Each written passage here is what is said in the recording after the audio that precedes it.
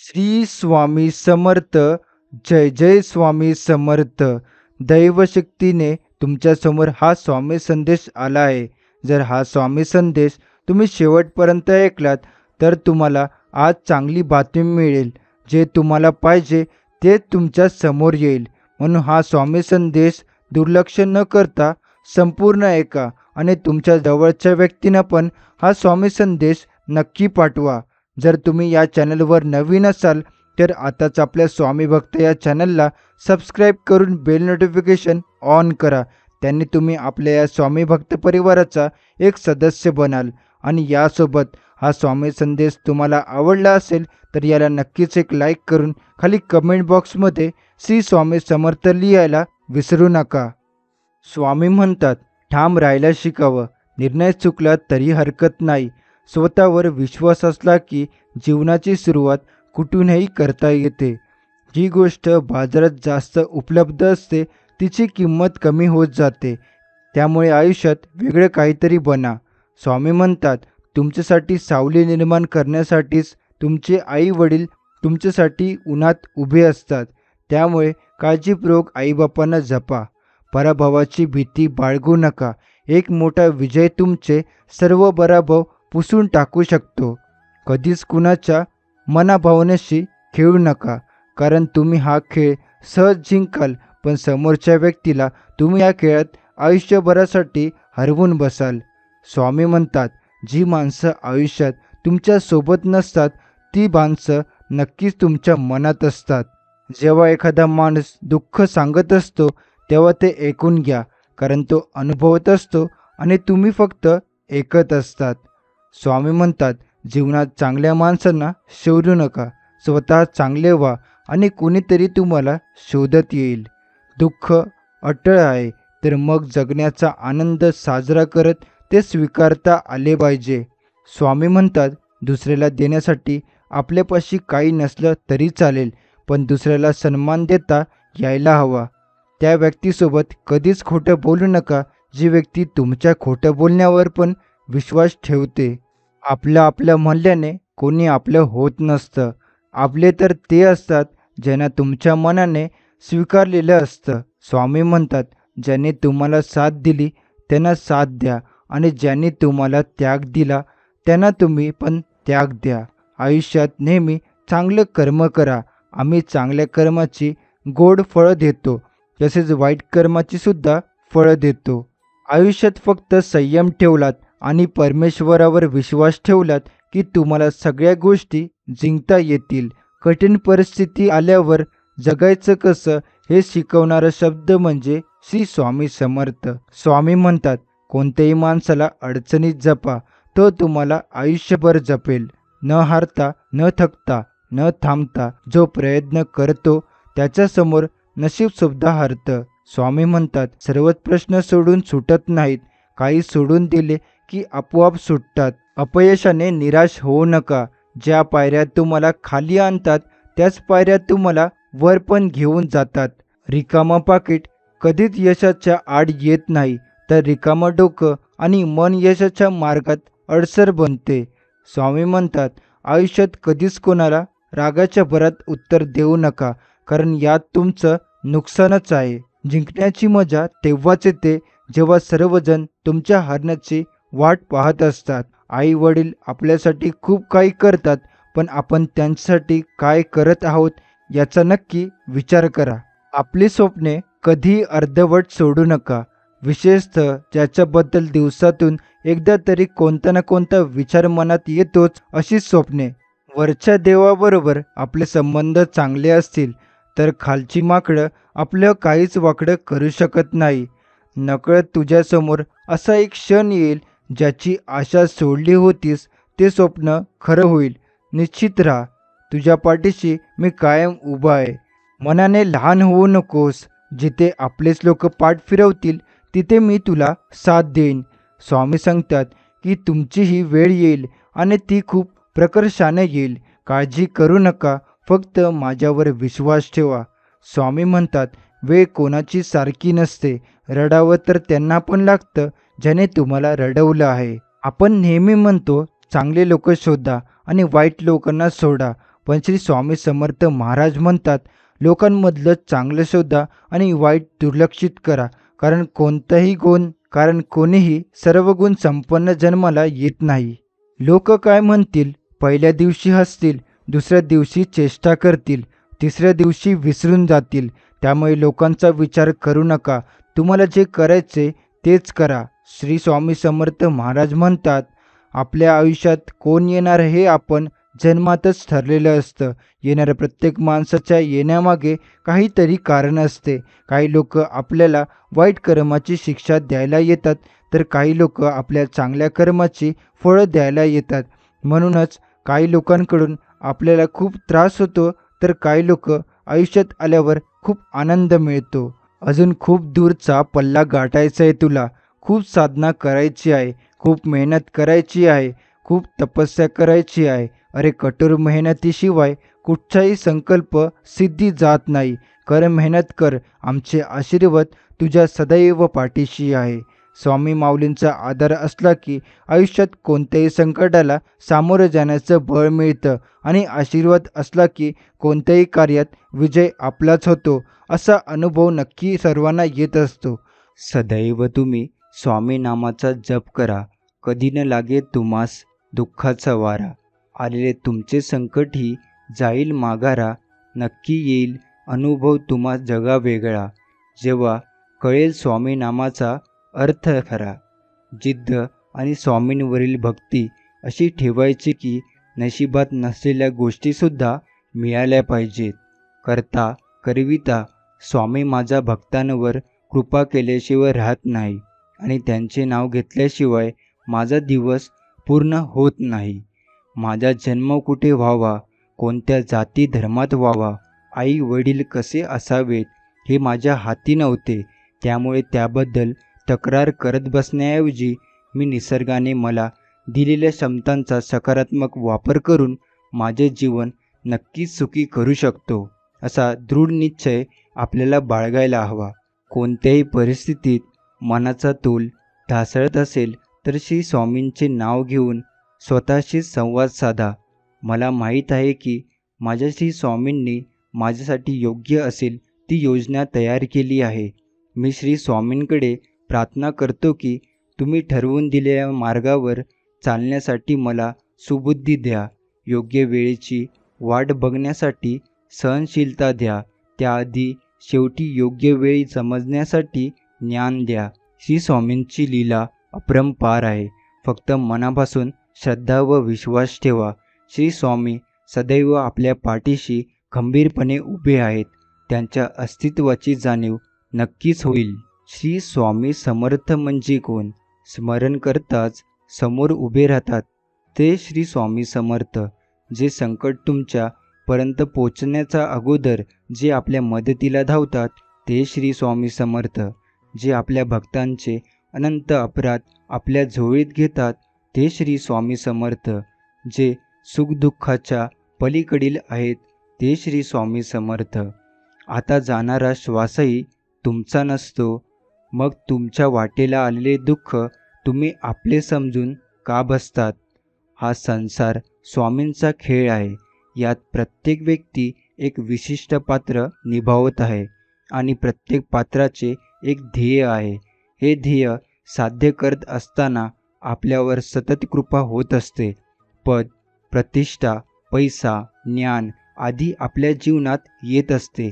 पण कधीकधी आपले मन यातच अडकून जाते, अहंकारी बनते आणि आपल्याला आपल्या मूळ ध्येयाचा विसर पडतो. जेव्हा जेव्हा विसर पडेल तेव्हा तेव्हा वरील स्वामीवणीचा स्मरण करायचे आहे आणि आपल्या मूळ ध्येयाच्या दिशेने कार्य करायचे आहे. प्रत्येकाच्या आयुष्यात काय लिहून ठेवलंय हे स्वामींशिवाय कोणालाच माहीत नाही. म्हणून आयुष्याचा जास्त विचार न करता स्वामींनी दाखवलेल्या मार्गावर चालत राहा. आयुष्य हे एक चक्र आहे. तुम्ही जे वागाल तेच तुम्हाला परत मिळेल. म्हणूनच तुम्ही चांगले कर्म करा. तुम्हाला चांगल्या गोष्टी परत मिळतील. जे इतरांना संपवण्याचा तयारी करतो तो स्वतःला वाचवण्यात कमी पडतो आणि जो दुसऱ्याला वाचवण्याचा प्रामाणिक प्रयत्न करतो तो स्वतः कधीच संपत नाही. हीच नियती आहे. माणसाला दुसऱ्याची वाट लावता लावता स्वतःची वाट केव्हा लागते हे कळतसुद्धा नाही. म्हणून दुसऱ्यांची वाट लावण्यापेक्षा स्वतः चांगल्या वाटेला लागा. कोणाची वाट लावण्यापेक्षा वाट दाखवण्याचे कार्य करा. माणसाचा दर्जा हा जात आणि मिळकतीवरून ठरत नसतो, तर तो विचारांवरून ठरत असतो. धर्म कोणताही असो, चांगला माणूस बना, कारण शेवटी हिशोब कर्माचा होतो, धर्माचा नाही. कोण म्हणतं स्वामी महाराज दिसत नाही? स्वामीच दिसतात जेव्हा बाकी काही दिसतच नाही. जगात असे कोणतेही पाप नाही की जे नामासमोर राहू शकेल. सत्याला काही रूप दिसल्याशिवाय आज आपल्याला त्याचे अनुसंधान ठेवता येत नाही. नाम हे त्याचे रूप आहे, म्हणून नामाचे सतत अनुसंधान ठेवावे. तुम्ही कुठेही राहा, पण नामात असा. नाम जेवढे बळजबरीने घ्या, श्रद्धेने घेतले तर जास्त बरे. वृत्ती सांभाळून नामात राहिलात तर त्यातूनही जास्त बरे. आपल्याला मुखात नित्य स्वामी नाम ठेवून हृदयावर चित्त स्थिर ठेवायचे आहे आणि स्वामी सतत माझा विकास करत आहे, स्वामी मला मार्गदर्शन करत आहेत, हा अतूट अभेद्य विश्वास ठेवून स्वामी संकेताप्रमाणे प्रामाणिक कर्म करायचे आहे. यश तुमच्या निश्चितच मागे येईल. जीवनात श्री स्वामी समर्थांची सेवा व निश्चित ध्येय असलेल्या स्वामी भक्त अतिशय खडतर रस्त्यावर प्रगती करेल. पण ध्येयशून्य माणूस रस्ता कितीही सोपा असला तरी कुठेही पोचणार नाही. आपले ध्येय आजच ठरवा. जो श्री स्वामी समर्थ महाराजांच्या चरणी मनापासून शरण जाईल, महाराज त्यांच्या योगक्षेम निश्चित चालवतात व सदैव त्यांच्या पाठीशी असतात. तुम्हाला स्वतःला कळत नाही इतके तुमच्या मनात काय आहे ते मला कळते. नामस्मरण करताना तुम्ही मला पाहत नसला तरी मी तुम्हाला पाहतो, कारण मी तुमच्या हृदयातच आहे. तुम्ही नाम घेता म्हणून मी तुमच्या मागे पुढे चालतो. लहान लहान गोष्टीत आम्ही दिसू लागलो की मोठी मोठी ध्येय आपोआप पूर्ण होत जातात. ध्येयासाठी आतोनात प्रयत्न करा. जगाने तुम्हाला वेडे म्हटले तरी चालेल, कारण वेडेच लोक इतिहास घडवतात आणि शिकलेली लोक ते इतिहास वाचतात. श्रद्धा असली की सृष्टीतल्या प्रत्येक गोष्टीत आपल्याला देव दिसतो. मीचा स्वा केल्याशिवाय जेव्हा तत्व प्रकटते, त्या तत्वाचे नाव म्हणजे स्वामी. देह दूर आहे म्हणून रस्ता सोडू नका. स्वप्न मनात धरलेले कधीच मोडू नका. पावलोपावले येतील कठीण प्रसंग, फक्त ध्येय पूर्ण होईपर्यंत हार मानू नका. आपल्याला झोप लागली की काय जाते आणि काय जागे झालो की काय येते हे नित्यानेच असूनसुद्धा आपल्याला कळत नाही. जगणे म्हणजे शरीरात चैतन्य असणे होय. चैतन्य हे केवळ सच्चिदानंदात्मक आहे. म्हणून जोपर्यंत आपण जिवंत आहोत तोपर्यंत स्वाभाविक आनंद असलाच पाहिजे. हा आनंद आपण भोगावा. कृतीमध्ये आनंद आहे, फळात किंवा फळाच्या आशेत तो नाही. जन्म देव देतो तर मरण पण देवच देणार आहे. या आयुष्याच्या त्रासामुळे माणूस स्वतः वेडा झाला आहे. स्वामी महाराज म्हणतात, हा सगळा खेळ वेळेचा आहे. म्हणून जर मरायचा विचार आला ना तर एकदा दवाखान्यात जाऊन बघा. माणूस जगण्यासाठी काय काय करत असतो. भिवू नकोस, मी तुझ्या पाठीशी आहे. हे वाक्य नुसते उच्चारले तरी लगेच स्वामी समर्थांचे रूप नजरेसमोर दिसू लागते. मनाला धीर देणारे त्यांचे हे वाक्य जगण्याचा नवीन ऊर्जा मिळवून देते. स्वामींच्या दर्शनाने मनातील खंत, नाराजी आणि दुःख सारी कमी होतात. आयुष्यात येऊद्या संकटांच्या कितीही लाटा, स्वामीच दाखवणार संकटातून बाहेर येणाऱ्या वाटा. प्रत्येकावर आपलेपणा उधळताना समोरच्याची पात्रता लक्षात ठेवावी, म्हणजे पुढे होणारा पश्चाताप टाळता येतो. कर्म करताना सावध राहा, कारण मी पाहत आहे. तुझ्या अनंत जन्माच्या कर्माचा साक्षीदार मी आहे. आधी मी होतो अंत मी आहे. सर्वव्यापी सर्वसाक्षी अनंतरूपी समर्थ मी आहे. मी फक्त देह बदलत असतो, स्वरूप तेच असतं. म्हणून सावध राहा. सर्व इथेच राहणार आहे, पण तुझ्यासमोर अनंताच्या प्रवासाला मीच बरोबर चालणार आहे. एकच श्वासात एकच सत्य, फक्त मी आणि मीच आहे. खरंच महाराज अगदी वैयक्तिक लक्ष देतात आपल्या भक्तांवर. मातेची माया, पित्याचीच छाया, तुझा विना स्वामी मी पार्थो कुणाला. आधार जीवाचा स्वामी नाम. काय स्वामी लीला करणार आहेत हे समजत नाही लवकर, पण योग्य वेळ आली ना की स्वामी सगळ्या अशक्य गोष्टी शक्य करतात. तुला हवे तसे घडत नसेल तर परमेश्वराचे आभार मान, कारण तुझ्या नाही तर त्याच्या पद्धतीने ते घडत आहे. म्हणजे तुझ्या जीवनाला आकार निश्चित मिळणार. कारण माठाला किंमत तेव्हाच येते जेव्हा कुंभार त्याला घडवतो. स्वामीचं नाव मुखात असेल की कितीही मोठी संकट आले तर त्याच्यावर मात होतेच. ही स्वामी नामाची ताकद आहे. भगवंताचा आनंद हा फार बलत्वर आहे. असा आनंदमय भगवंत आपल्या आतमध्ये असून आपण दुःख भोगतो. याला कारण भगवंताला प्रकट व्हायला आपणच आपल्या आतमध्ये आटकाठी करीत असतो. उद्याची काळजी करू नका. ज्या देवाने आजपर्यंत सांभाळले तो उद्याही सांभाळेल. स्वामीनामाशिवाय या जगात अन्य कोणतीच गोड गोष्ट नाही. कठीण वेळसुद्धा हसून घालवतो, कारण मी नशिबावर नाही तर स्वामी तुमच्यावर विश्वास ठेवतो. स्वामी मी मागत राहीन, तुम्ही देत राहाल, पण शेवटचं वचन द्या ना. तुम्ही कधीही सोडणार नाही या बाळाची साथ आणि कधीच नाही काढणार हा डोक्यावरचा हात. ज्यांनी आजवर इथवर सुरक्षित आणलं आहे ते पुढेही सुरक्षित नेतील. फक्त स्वामींवर विश्वास ठेवा. ध्येय साध्य करणे कितीही कठीण असो, जर आत्मविश्वास असेल तर अशक्य असे काहीच नाही. चांगलेच होणार आहे हे गृहीत धरून चला. बाकी परमेश्वर पाहून घेईल. हा विश्वास मनात असला की येणारा प्रत्येक क्षण आत्मविश्वासाचा असेल. देव पावतो की नाही माहीत नाही, पण मन सांगतं माणसापुढे जोडलेल्या हातापेक्षा देवापुढे जोडलेले हात जास्त बळकट असतात. आयुष्यात सुरूच असतो सुखदुःखांचा खेळ. स्वामी घेतात सावरून नेहमी कोणताही असो वेळ.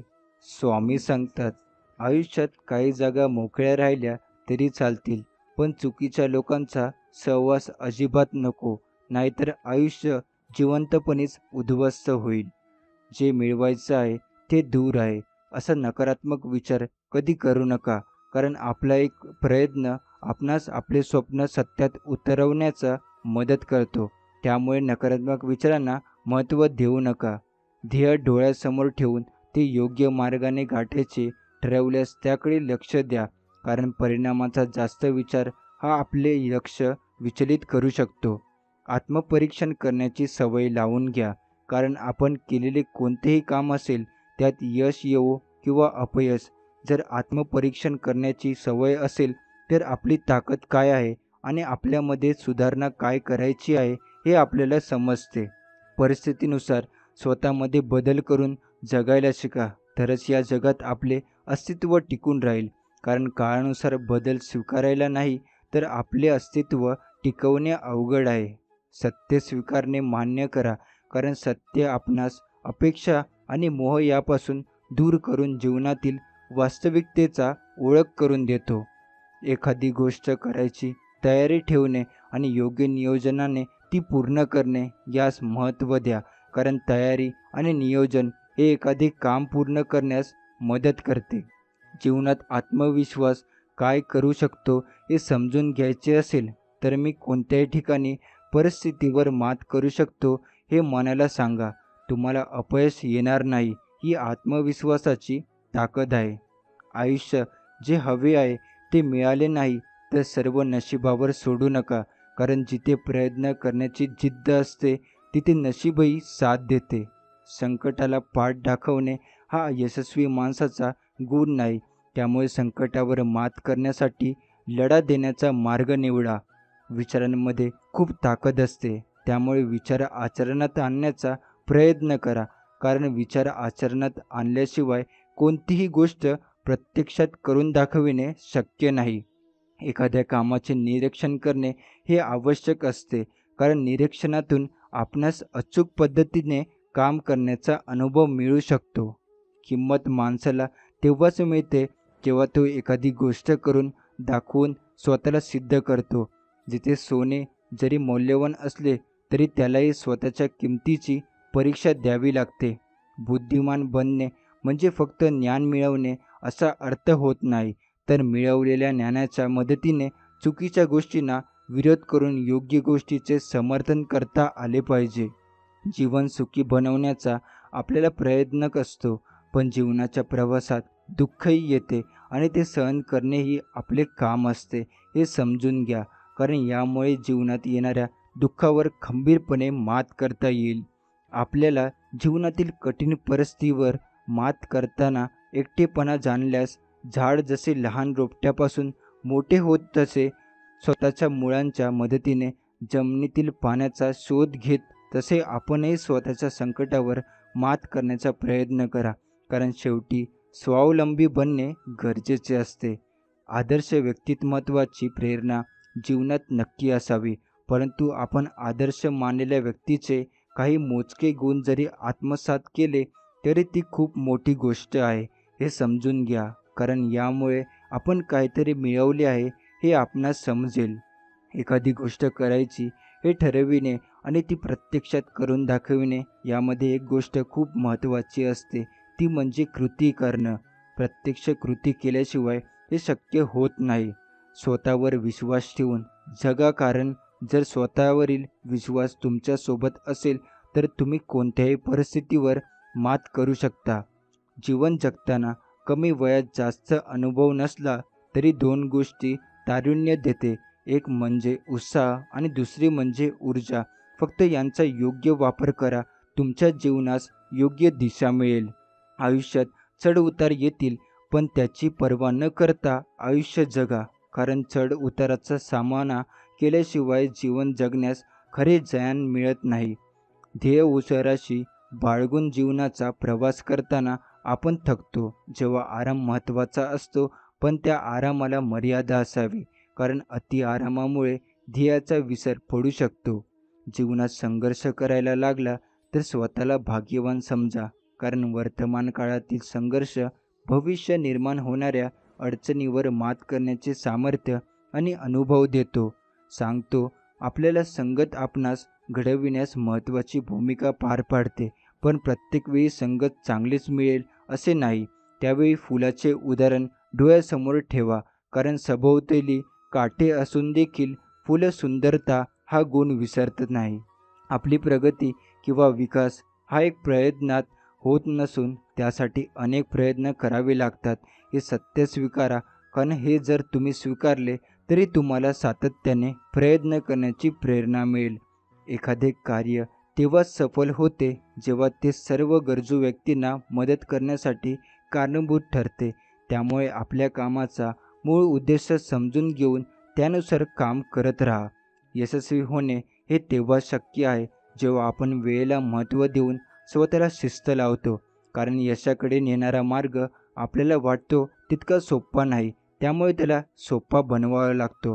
पात्रता सिद्ध करत बसू नका, कारण पात्रता असणाऱ्या योग्य व्यक्तीला त्याच्या योग्यतेनुसार काय द्यायचे हे वेळ ठरवते. आपल्यामधील धाडस हा गुण जागृत ठेवून काम करत राहा, कारण धाडस खूप चांगले काम करण्यास प्रेरणा देऊन समाजाला फायदा पोहोचू शकतो.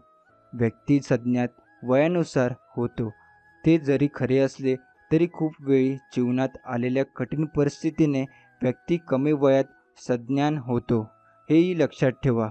वास्तव लक्षात घेऊन जीवन जगा. आपले अस्तित्व म्हणजे स्वतःची ओळख असते, त्यामुळे स्वाभिमान जपा, कारण स्वाभिमानाचं आपले महत्त्व अस्तित्व निर्माण करू शकते. प्रतिकूल परिस्थितीत स्वतःला सांभाळण्यास प्राधान्य द्या, कारण जेव्हा कठीण परिस्थिती येते तेव्हा आपले मन स्थिर राहणे आणि मनात आत्मविश्वास निर्माण होणे गरजेचे असते. यश मिळण्यासाठी गुरुचे योग्य मार्गदर्शन महत्त्वाचे मानले जाते, पण त्यापेक्षाही जास्त महत्त्वाची गोष्ट असते ती म्हणजे शिष्याने यश मिळण्यासाठी कठोर परिश्रम करणे. आयुष्य हे एखाद्या शब्दकोड्यासारखे असते, कारण जसे शब्दकोड पूर्ण सोडविण्यासाठी आपणास प्रत्येक शब्द शोधावा लागतो, त्याचप्रमाणे आयुष्यातील प्रत्येक समस्याला तोंड देण्यासाठी, त्यावर मात करण्याचा उपाय शोधण्यासाठी आपणास प्रयत्न करावे लागतात. आपण केलेल्या कामाचा सर्वोत्तम म्हणून गौरव केला जाईल इतकी ताकद लावून काम करा, कारण कोणतेही काम करायचे म्हणून करायचे ही सवय म्हणून यावर बदलू शकतो आणि यावर तुम्ही बदल केलाच पाहिजे. निर्णय योग्य घ्यायचा असेल तर बुद्धीचा वापर करा, कारण मन हे मोह निर्माण करते, त्यामुळे योग्य निर्णय घेणे कठीण होते. योग्य व्यक्तींना दिलेली संधी आपणास उत्तम कामाची खात्री देते, त्यामुळे व्यक्तीपेक्षा त्याची पात्रता लक्षात घ्या, कारण यातून योग्य व्यक्तीला त्याच्या क्षमतेनुसार काम मिळेल आणि चांगले कामही पूर्ण होण्यास मदत होईल. ज्ञान मिळवण्यासाठी आपण प्रयत्न करतो, पण मिळवलेल्या ज्ञानाचा वापर योग्य पद्धतीने आपण योग्य कामास करणे हा ज्ञान प्राप्त करण्याचा मूळ उद्देश आहे. परिस्थिती अनुभव देऊन जगायला शिकवते, पण त्यासाठी आपणही परिस्थितीवर नियंत्रण मिळवण्यासाठी प्रयत्न करण्याची गरज असते. सातत्याने केलेल्या प्रयत्नांना यश देण्याचे काम परमेश्वराचे आहे, त्यामुळे स्वतःचे काम करत राहा, कारण कष्ट जर आपले असतील तर इतरांकडे लक्ष देण्याची गरज आपल्याला भासत नाही. आपल्यामध्ये काय कमी आहे याकडे लक्ष देऊ नका, जे आहे त्यावर लक्ष केंद्रित करा, कारण आत्मविश्वास वाढविण्यासाठी नकारात्मक गोष्टीकडे दुर्लक्ष करावे लागते. नशिबाला परीक्षा घेत असेल, पण येऊ द्या, आपणही त्यास उत्तर देण्याची तयारी ठेवायची, कारण परीक्षा टाळण्यापेक्षा त्यास सामोरे जाणे केव्हाही योग्य असते. जीवनात संघर्ष करताना थकवा जाणवेल, त्यावेळी एकच गोष्ट लक्षात घ्या, ध्येयापर्यंत पोहोचण्यासाठी फक्त आपण एकटे प्रयत्न करत नाही, तर खूप जण त्यासाठी प्रयत्न करत असतात. जे ठरविले आहे ते मिळवण्याची जिद्द कायम ठेवा, कारण ही जिद्द व तुम्हाला पुढे नेण्याची ताकद ही देत असते. हवे ते मिळवून देऊ शकते.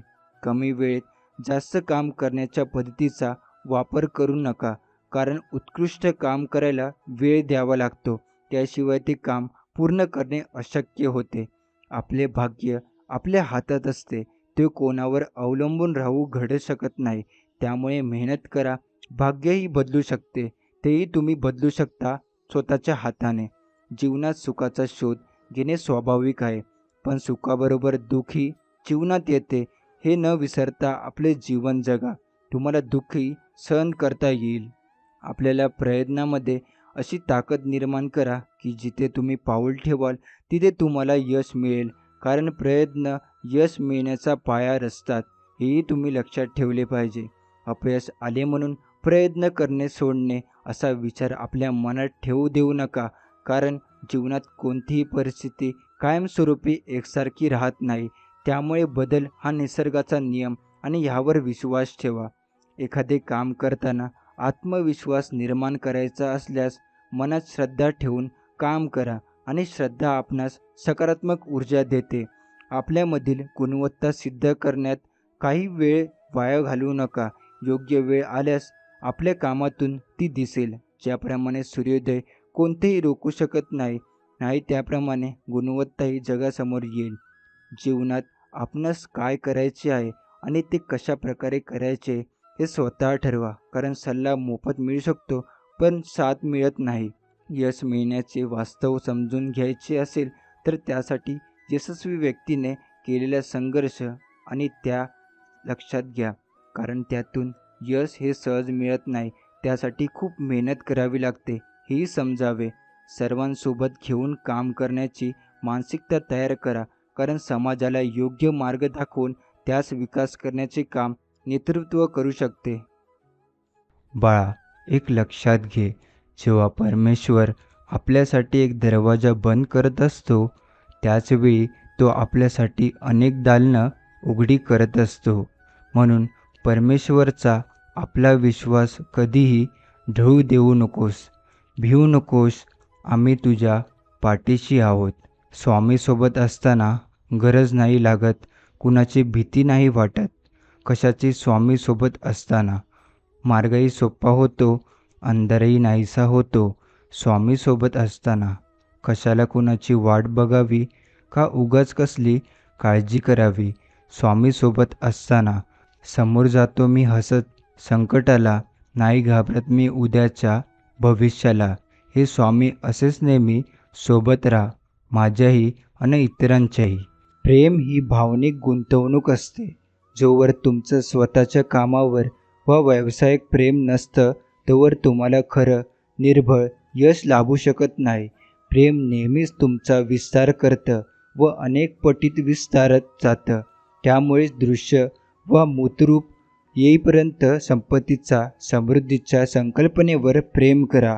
ज्यावर तुम्ही प्रेम करता त्यात वाढ होते आणि ज्या गोष्टीवर तुम्ही टीका करता, दोष काढता, ती गोष्ट तुमच्या आयुष्यातून निघून जाते. हे तुमच्या मनावर मोठ्या अक्षरावर लिहून ठेवा. या मूलभूत गोष्टी तुम्हाला माहीत आहेत का? जेव्हा देशामध्ये पैशाचे वहन मुक्तपणे होत असतं तेव्हा देशाची आर्थिक स्थिती उत्तम असते. तुमच्या आयुष्यामध्येही पैशाचं निरोगी वहन होऊ द्यात. विशेष करून तुमच्या मानसिक दृष्टिकोनामध्ये पैसा चांगला असतो या गोष्टीवर विश्वास ठेवा. त्यामुळे तुम्ही जितक्या चांगल्या गोष्टी करू शकणार असाल त्या सगळ्या गोष्टींचा विचार करा. तुमच्या आयुष्यात पैशाचं वहन कायमस्वरूपी सुरू राहण्यासाठी मानसिक पातळीवर तुम्ही स्वतः त्यांच्या येण्या जाण्याचे मार्ग बना.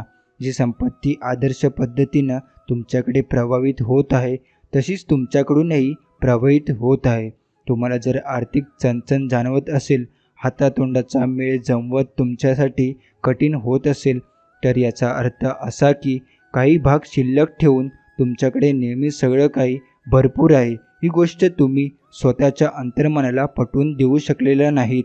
तुम्हाला असे काही स्त्री पुरुष माहीत असतील जे आठवड्यातले काहीच तास काम करतात पण खूप पैसा कमवतात.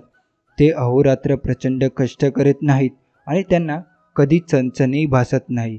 केवळ प्रचंड घाम गाळला किंवा ढोर मेहनत केली तर आणि ईश्वर यश मिळतं, संपत्ती मिळू शकते या गोष्टीवर विश्वास ठेवू नका. असं नसतं. आयुष्यातल्या विनाप्रयत्नाचा मार्ग सर्वोत्तम असतो. ज्या गोष्टी तुम्हाला करायला आवडतात त्या गोष्टी करा. ज्यातून तुम्हाला आनंद मिळतो, करताना मजा येते त्याच गोष्टी करा. काम करताना मस्त मजेत गाणं गुणगुणत काम करा. जर ते काम तुमच्या आवडीचं असेल तर तुम्ही तसं करू शकाल. त्याचबरोबर जर तुमचं स्वतःच्या कामावर मनापासून प्रेम असेल तर तुम्हाला यश मिळेलच. माझ्या माहितीतले एक अधिकारी आहे. उत्तम पगाराची नोकरी आहे. गेल्या वर्षी जगभरातील उत्तमोत्तम स्थळ बघण्यासाठी ते 10 महिन्यांच्या क्रूझ सफारीवर गेले होते. आपण इतके पैसे कमवण्याच्या योग्यतेचे आहोत असं त्याने स्वतःच्या अंतर्मनाला पटवलं आहे. त्यांच्या संस्थेतल्या अनेक लोकांना त्यांच्यापेक्षा व्यवसायातला जास्त कळतं आणि तरीही त्यांना दर आठवड्याला $100पेक्षा कमी पैसे मिळतात असं त्यांना एकदा मला सांगितलं होतं. खरं तर त्यांना यापेक्षा अधिक चांगले पैसे मिळू शकतात पण त्यांच्यातले तशी महत्त्वाकांक्षा नाही, विचारत नाही. पैसा हा व्यक्तीच्या अंतर्मनातल्या विश्वासाशिवाय काहीच नाही. मी करोडपती आहे असं नुसतं म्हणून कोणी करोडपती होत नसतो. संपत्तीमुळे मिळणाऱ्या यशाच्या कल्पना स्वतःच्या मनात रुजवून संपत्तीची जाणीव मनात ठेवून तुम्ही मोठे व्हा. आमच्या एका विद्यार्थ्याला आधी साधा विक्रेता म्हणून काम करताना आठवड्याला $75 पगार मिळत होता. आता उत्तम वार्षिक पगार मिळवणारा सेल्समॅन मॅनेजर म्हणून तो कार्यरत आहे. हे सगळे एका महिन्यात घडून आलं.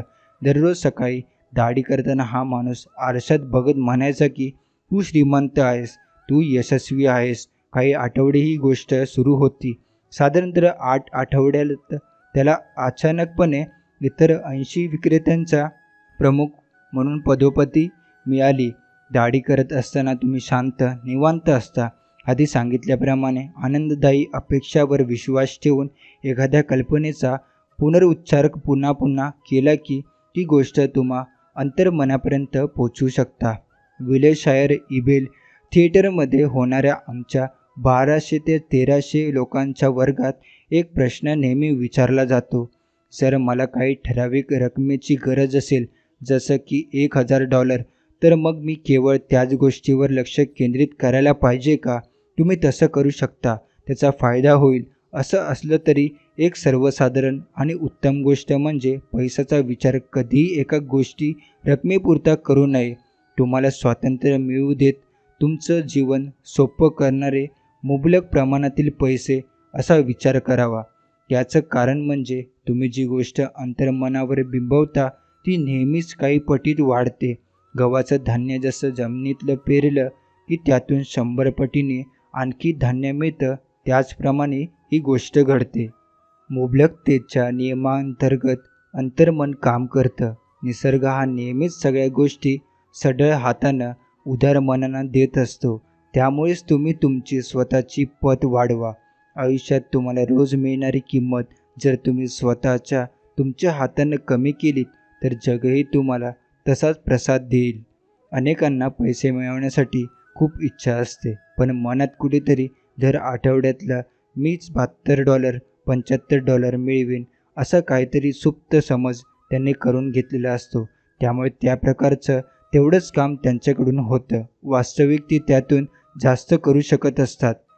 संपत्तीविषयीची तुमची जाणीव वाढविण्याचं एक साधं-सोपं तंत्र इथे देत आहे. दिवसातून असंख्य वेळा या विधानाचा वापर करा. मला पैसा आवडतो, माझं पैशावर प्रेम आहे. मी त्याचा हुशारीनं, विधायक पद्धतीनं आणि शहाणपणानं वापर करेन. माझ्या आयुष्यात सातत्याने पैसा खेळत आहे. मी आनंदाने जगत आहे, पैसे खर्चत करत आहे.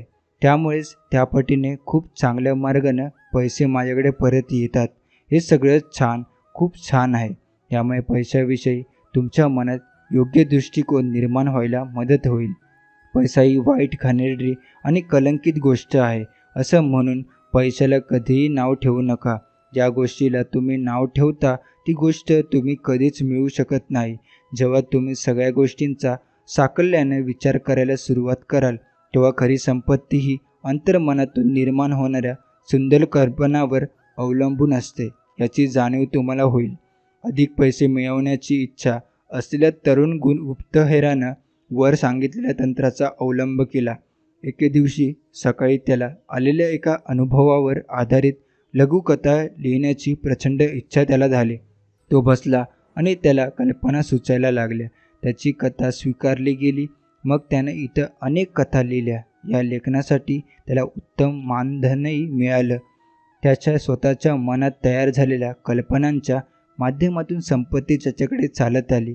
तुमचं मनसुद्धा तुमच्यासमोर एखादा नवा शोध, नव्या पुस्तकासाठीचा व खेळासाठीचा मजकूर, साहित्य उघड करू शकतं. त्यामुळेच तुमच्या अंतर्मनाचा उपयोग करा. मला माहीत असलेल्या एका सेल्स मॅनेजरला तो जेव्हा सकाळी उठायचा तेव्हा त्याच्या प्रमोशनला, विक्री मोहसीसाठी चांगल्या कल्पना सुचलेल्या असायच्या. त्याच्यासारख्या सेल्स मॅनेजर त्यांना कधी मिळालाच नव्हता. तो कंपनीचा अध्यक्ष बनला. तुमच्या अंतर्मनाला कल्पनाची वानवा कधीच भासत नाही. आपल्याला जागृत मनाकडे जाण्यासाठी आतुर असलेल्या संख्य कल्पना अंतर्मनात दडलेल्या असतात. अगणित मार्गाने पैसे मिळवण्याचे साधन म्हणून या कल्पना तुमच्या समोर येतात. शेअर बाजार उसळला वा कोसळला, पाऊंड किंवा डॉलर वधारले व त्याचे अवमूल्यन झालं, अशा काहीही घटना घडल्या तरी ही क्रिया अखंड तुमच्या मनात सुरू असते. तुमची संपत्ती ही कधीच खरोखर तुमचे बॉस, शेअर व बँकेतली पुंजी यावर अवलंबून नसते. खरोखरच ही सगळी प्रतीक आहे. सांगण्याचा मुद्दा हा आहे की तुमच्याकडे संपत्ती आहे आणि तुमच्या आयुष्यात सतत मुबलक पैसा खेळत राहील अशी ग्वाही जर तुम्ही स्वतःच्या अंतर्मनाला देऊ शकलात तर मग कोणत्याही रूपात असला तरी पैसा तुम्हाला नेहमीच मिळत राहील. पैसा व संपत्ती ही तुमच्या नोकरीवर किंवा कामाच्या जादा तासावर अवलंबून आहे असं जर तुम्हाला वाटत असेल तर तुमचा हा समज चुकीचा आहे. तुम्ही तुमच्या स्वतःच्या समजुतीचं अडकलेला आहात. हे जगणं कारणं आणि परिमाणाचं आहे. तुम्हाला जर पैशाबद्दल काळजी वाटत असेल, चीड असेल तर अशा अभाव असलेल्या दारिद्र्य मनस्थितीतून पैशांची फक्त अधिक उणीवच निर्माण होईल. तुमचा मानसिक दृष्टिकोन हे कारण असतं आणि कमी पैसा हा त्याचा परिणाम असतो. अनेकाच्या आयुष्यात आर्थिक चणचण असण्याचं एक भावनिक कारण आहे. अनेकांना ही गोष्ट कळायला वेळ लागतो. ही भावना म्हणजे मत्सर.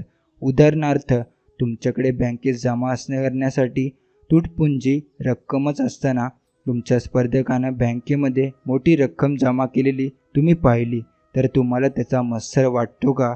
या भावनेवर विजय मिळवण्यासाठी स्वतःशी असं म्हणा की किती छान गोष्ट आहे ना, त्याची भरभराट बघून मला खूप आनंद होत आहे. त्याला आणखी यश, संपत्ती मिळावे अशी मी सच्चिदा व्यक्त करतो. तुम्ही काय करत आहात हे तुम्हाला माहीत आहे का? अशा रीतीने तुम्हाला अंतर्मनावर खरोखर संपत्तीच्या कल्पनेचा प्रभाव टाकत असता. हे वा मत्सर अशा विचारांना खतपाणी घालणं खूप नुकसानकारक असतं, कारण त्यामुळे तुम्ही खूपच नकारात्मक स्थितीमध्ये जाता. असं करण्यामुळे संपत्ती तुमच्याकडे येण्याऐवजी तुमच्यापासून दूर जाते. दुसऱ्याची गडगंज संपत्ती बघून वा त्याची भरभराट होताना बघून जर तुम्हाला खरोखरच खूप त्रास होत असेल, तर मात्र तुम्ही नक्कीच ताबडतोब त्या व्यक्तीला अनेक मार्गाने समृद्धी मिळो अशी सच्चिदा व्यक्त करा. यातून तुमच्या मनातले नकारात्मक विचार निष्फळ ठरतील. तुमच्या स्वतःच्या अंतर्मनाच्या नियमानुसार मग संपत्तीचा मोठा प्रवाह तुमच्याकडे वळवण्याचंही ते कारण ठरेल. कसाबसा हातातोंडाचा मेळ बसवत असलेले लोकही तुमच्याला कदाचित माहिती असतील. ते मोठ्या आर्थिक चणचणीला तोंड देत असतात. त्याचं बोलणं तुम्ही ऐकलं आहे का? अनेकदा त्यांच्या बोलण्यातून त्याची मनोवृत्ती दिसून येते. आयुष्यात यशस्वी ठरलेल्या व्यक्तींना लोक सतत नाव ठेवत असतात.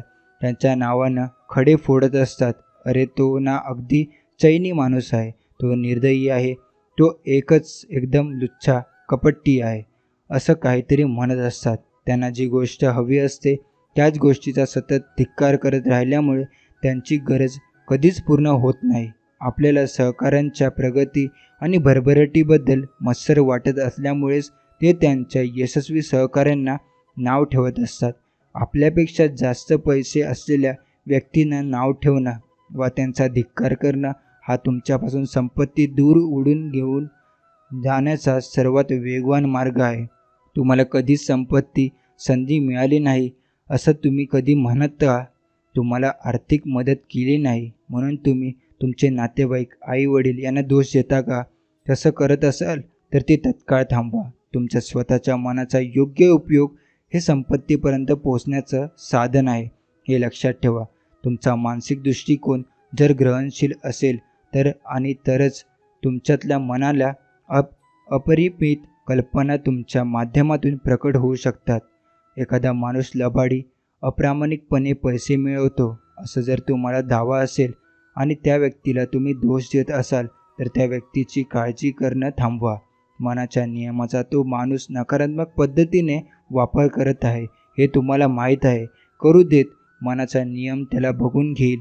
वर उल्लेख केलेल्या कारणावरून तुम्ही त्याला दोष देणार नाही याची दक्षता घ्या. आर्थिक चणचणीच्या परिस्थितीचा जर तुम्ही अनुभव घेत असाल तर तुमच्या स्वतःच्या मनातच तो अडथळा निर्माण झाला आहे. तो मानसिक अडथळा तुम्ही आता नष्ट करू शकता. प्रत्येकाबरोबर मानसिक पातळीवर चांगला भाव ठेवा. रात्री झोपायला जाताना इथं उल्लेख केलेल्या यातील अनेक तंत्राचा अवलंब करा. संपत्ती या शब्दाचा शांतपणे, सहजपणे आणि मनापासून पुनरुच्चार करा. अंगाईपर्यंत पुन्हा पुन्हा म्हणा. संपत्ती या शब्दाची अंगाई करूनच स्वतःला झोपवा. तुम्ही थक्क होऊन जाल असे परिणाम समोर दिसतील. संपत्ती, समृद्धीच्या मुबलकतेचा लोट तुमच्याकडे वाहत येईलच. अंतर्मनाच्या चमत्काराचं हे आणखी एक उदाहरण आहे.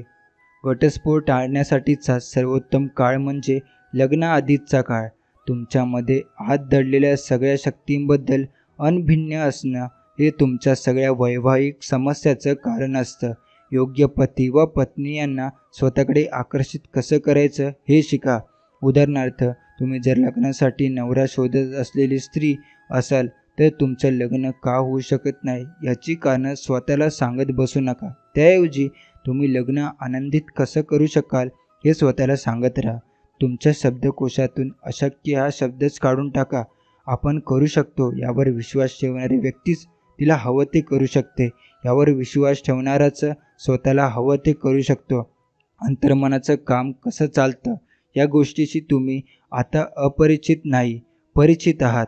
जी कोणती गोष्ट तुम्ही अंतर्मनावर बिंबवाल त्याच गोष्टीचा अनुभव तुम्ही जगात घ्याल.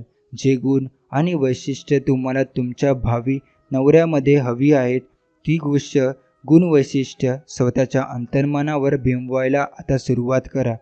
हे एक तंत्र आहे. रात्रीच्या वेळी तुमच्या आरामखुर्चीत निवांत बसा, डोळे मिटून घ्या, तुमच्या शरीराला सैल निवांत करा आणि शांत ग्रहणक्षम अवस्थेत जा. स्वतःच्या अंतर्मनाशी बोला, माझ्या स्वप्नातला राजकुमार प्रामाणिक, सच्चा, निष्ठावान, मायाळू, विश्वासू आणि समृद्ध असणार आहे. तो शांत आणि आनंदी आहे. ही गुणवैशिष्ट्य आता माझ्या अंतर्मनात वसली आहेत. जसजसा मी या गुणांचा विचार करते तसे तसे हे गुण माझाच एक भाग बनतात. प्रतिकार करता येणार नाही असा आकर्षणाचा नियम असतो हे मला ठाऊक आहे. नक्कीच माझ्या सुप्त जाणीवानुसार मी स्त्री व पुरुषाला माझ्याकडे आकर्षित करेन.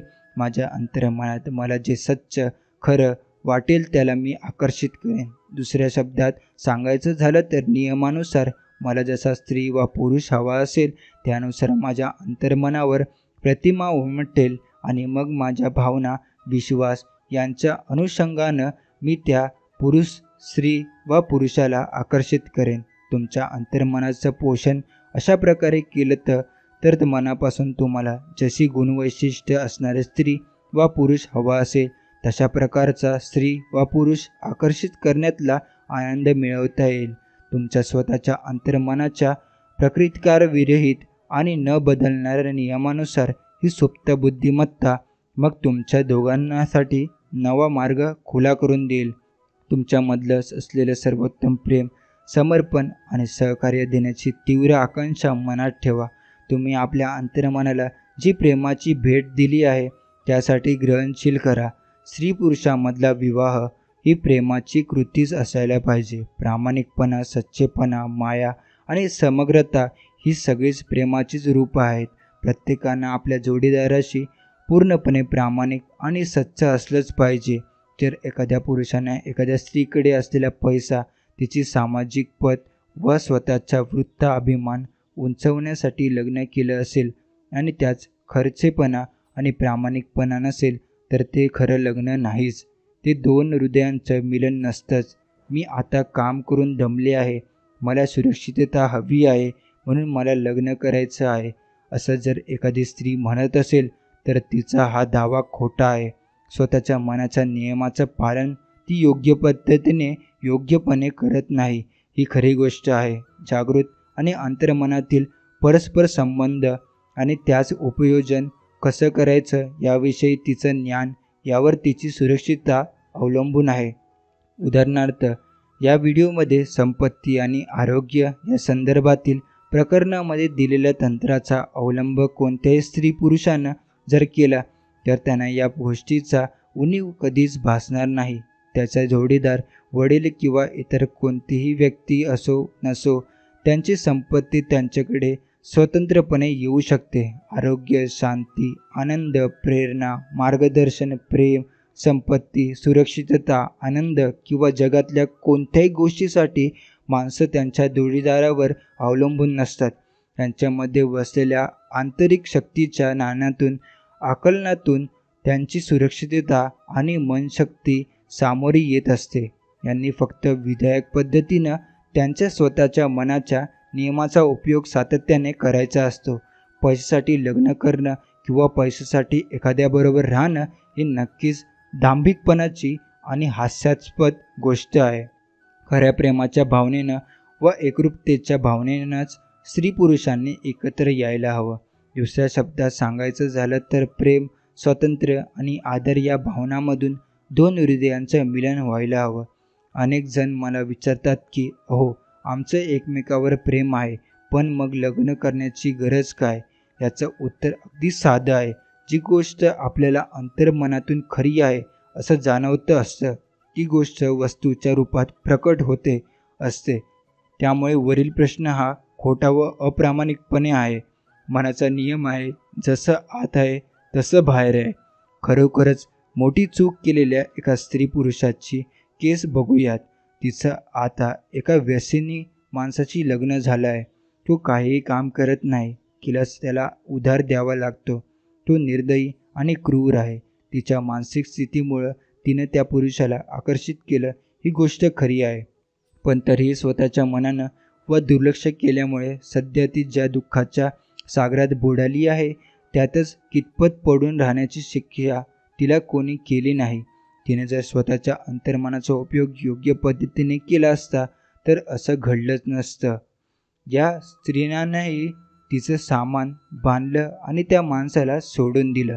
सहन करण्याच्या पलीकडे गेलेली ती स्थिती होती याची जाणीव तिला झाली. तेव्हा त्याचे मन आणि हृदय एकमेकापासून हजारो मैल लांब आहेत. तेव्हा त्या पुरुषाबरोबर त्या स्त्रीनं राहण्याबद्दल नक्कीच कोणीनं तिला दोष देणार नाही. दोन लोकांना तुम्ही अगदी दोरखंडानंही एकत्र बांधून ठेवू शकता, पण त्यांचे विचार, भावना आणि दृष्टिकोन परस्परांच्या पूर्णपणे टोकाचेही असू शकतात. जेव्हा तुमचं मन आणि हृदय दुसरीकडे कुठेतरी असतं तेव्हा मानसिक पातळीवर तुमचा घटस्फोट झालेला असतो. अशा परिस्थितीत एकत्र राहणं हे सगळ्या दृष्टीनंच विनाश घडवणारं असतं. लक्षण हे दोन हृदयांचं मिलन असतं. दोन हृदयांचं जेव्हा प्रेमानं आणि शांततेनं एकमेकांशी एकरूप झालेले नसतात तेव्हा त्या लग्नाला काहीही अर्थ नसतो. व्यभिचार पहिल्यांदा अंतःकरणातून घडून येतो. अंतःकरण व हृदय हे सगळ्या भावनांचं वसतिस्थान आहे. त्या स्वतःच्या जोडीदाराशिवाय तुमच्या मनात जर द्वेष, चीड आणि कमलाची असहिष्णुता असेल तर स्वतःच्या मनात तुम्ही आधीपासूनच व्यभिचार केलेला असतो. विध्वंसक आणि नकारात्मक मार्गाच्या माध्यमातून तुमच्या मानसिक आणि भावनिक क्रियांना दिशा देणं हे व्यभिचारातला निमंत्रणच असतं. व्यभिचाराची भावना मनातच घडले हे कायम लक्षात ठेवा. शारीरिक क्रिया हा मानसिक स्थितीचाच परिणाम असतो. ती फक्त त्याच्या पाठोपाठ होते. हे पान वाचताना कदाचित तुम्ही विचारलं की अलीकडे लग्न झालेलं एक तरुण जोडपं मला माहीत आहे. त्या दोघांनी मनाचा नियम पाळला होता. सर्व तऱ्हेने ते आनंदी दिसत होते, पण आता त्यांनी घटस्फोटासाठी अर्ज केला आहे. त्या मानसिक दृष्टिकोनामुळे ते परस्परांकडे आकर्षित झाले होते. तो दृष्टिकोन कदाचित त्याच लग्न टिकून राहावं म्हणून बळकट झाला असेल. तर मतभेद झाले किंवा कशावरूनही भांडण झालं आणि दोघांपैकी एकानं स्वतःच्या मनात राग व विरोधासारख्या नकारात्मक भावनेला स्थान दिलं तर त्याच्या मनाचा झगडा निर्माण होईल. ही गोष्ट वैवाहिक आनंदाचा नाश करणारी आहे. नवरा बायकोमध्ये होणाऱ्या छोट्या छोट्या भांडणं व मतभेदामुळे काही नुकसान होत नाही, पण दीर्घकाळ मनात धरून ठेवलेला आकस व वाईट भावना यामुळे नुकसान होतं. जेव्हा कठोर शब्द उच्चारले जातात तेव्हाही ते थोड्या वेळानं विसरले जातात. काही वेळानं माफ केलं जातं, त्यामुळे काही नुकसान होत नाही. आपण दुखावलं गेलो आहोत ही भावना जेव्हा मनात घर करून राहते तेव्हा ते धोकादायक असतं. त्याच्या बोलण्यामुळे व कृतीमुळे जर तो दुखावला गेला असेल आणि त्यानं जर ती गोष्ट मनात धरून ठेवली तर त्या गोष्टीचा उपयोग तो नेहमीच स्वतःच्या बायकोच्या विरोधात करतो. दुःखी मनस्थितीतच त्याच्या मनात पापी भावना निर्माण झालेली असते. आपल्या जोडीदाराप्रती प्रेम आणि सच्चिदा दर्शवून त्यानं जर तिला माफ केलं तरच हे लग्न वाचू शकतं, नाहीतर या मनस्थितीमुळे लग्नच धोक्यात येऊ शकतं. दुःखी, कष्टी झालेल्या आणि चिडलेल्या माणसाला त्याच्या कटू भावना शांत करू द्यात. समजून घेण्याचा, दयाळूपणाच्या आणि सहकार्याच्या पातळीवर येऊ द्यात. दोन्हीतला फरक त्या चांगल्या प्रकारे समजून घेऊ शकेल. सराव आणि मानसिक प्रयत्न त्याच्या माध्यमातून द्वेष, शत्रुत्व ठेवणं या सवयीतून बाहेर पडणं त्याला शक्य होईल. त्यामुळे केवळ त्याचे स्वतःच्या बायकोबरोबरचे संबंध सुधारतील असं नाही, तर व्यवसायातील सहकाऱ्यांबरोबरचे संबंधही चांगले होतील. सुसंवाद, एकोपा साधल्यातल्या स्थितीची कल्पना करा आणि मग तुम्हालाही शांती आणि एकरूपता अनुभवायला मिळेल. दुःखी बायकोच्या व्यवस्थापाबाबत थोडी टिप्पणी करूयात. अनेकदा तिच्याकडे होत असलेले दुर्लक्ष हे तिच्या तक्रारीचं कारण असतं. बऱ्याचदा ती प्रेमाची भुकेलेली असते. हवं असलेलं प्रेम तिला द्या. तक्रार करणाऱ्या बायकांचा आणखी एक प्रकार असतो, आपण म्हणू तसं वागणारा. आपल्याशी सतत जुळवून घेणारा नवरा त्यांना हवा असतो. पुरुषापासून सुटका करून घेण्याचा हा जगातला बहुधा सर्वाधिक धारदायक उपाय आहे. नवरा बायकोनं गिधाडासारखं वागणं बचत केलं पाहिजे. सतत आपल्या जोडीदाराच्या चुका व त्रुटी शोधणं बंद करायला हवं. प्रत्येकानं दुसऱ्याकडे लक्ष द्यावं. त्यांच्या चांगल्या गुणांचं आणि सकारात्मकतेचं कौतुक करावं. तुमच्या वैवाहिक समस्या व अडचणी यांची चर्चा नातेवाईक व शेजाऱ्यांबरोबर करणं ही सर्वात मोठी चूक आहे. उदाहरणार्थ, समजा बायकोनं तिच्या शेजारणीला सांगितलं की जॉन मला कधीच पैसे देत नाही, माझ्या आईशी तो खूप वाईट वागतो, खूप जास्त दारू पितो, तो नेहमी शिवीगाळी करतो, अपमान करत राहतो. तर ती स्त्री समस्त नातेवाईक आणि शेजाऱ्यांच्या नजरेत स्वतःच्या नवऱ्याची किंमत कमी करत असते. तो आदर्श नवरा नाही असंच चित्र त्यांच्यासमोर उभारलं गेलं आहे. प्रशिक्षित समुपदेशकाशिवाय इतर कोणाबरोबरही तुमच्या वैवाहिक समस्याची चर्चा करू नका. तुमच्या लग्नाविषयी अनेकांना कशाला नकारात्मक विचार करायला लावता. त्याहून मोठी गोष्ट म्हणजे तुमच्या नवऱ्याचे दोष, त्यांच्यामधील त्रुटींची चर्चा करत असताना खरं तर तुम्ही स्वतःच्या मनावर त्यांचं तेच चित्र बिंबवत असता. कोण असा विचार करतं आणि कोणाला असं वाटतं. तुम्ही जसा विचार करता आणि तसं तुम्हाला वाटतं तसंच तुम्ही बनता. नातेवाईक बहुतेक वेळेला तुम्हाला चुकीचा सल्ला देतात.